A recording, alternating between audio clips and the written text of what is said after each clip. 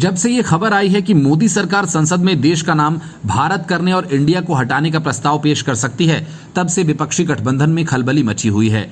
वजह ये कि देश के नाम से अपनी सियासी दुकान चलाने की उनकी कोशिशों पर पानी फिरता नजर आने लगा। हालांकि संविधान में ये प्रावधान है कि कोई भी देश के नाम का इस्तेमाल अपने निजी हितों के लिए नहीं कर सकता, लेकिन विपक्षी दलों ने इसको नजरअंदाज करके जानबूझकर गठबंधन का लंबा नाम रखा, जिसका शॉर्ट फॉर्म इंडिया बन गया।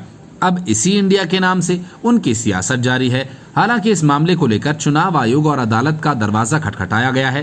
यही वजह है कि विपक्षी खेमे में इंडिया नाम को लेकर खलबली मची हुई है।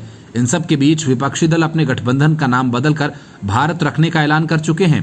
पहले अरविंद केजरीवाल ने कहा और अब शशि थरूर ने तो भारत का नाम पेश कर दिया।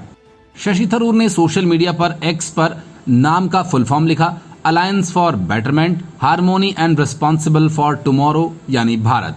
थरूर का कहना है कि शायद भारतीय जनता पार्टी इसके बाद नाम बदलने का खेल बंद कर दे।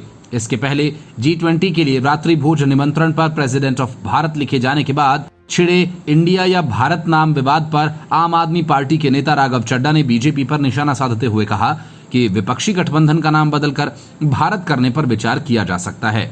राघव चड्ढा ने सोशल मीडिया प्लेटफॉर्म पर पोस्ट किया और कहा कि हम अगली बैठक में अपने गठबंधन का नाम बदलकर भारत करने पर विचार कर सकते हैं। इस बीच बीजेपी को अब देश के लिए कोई नया नाम सोचना शुरू कर देना चाहिए।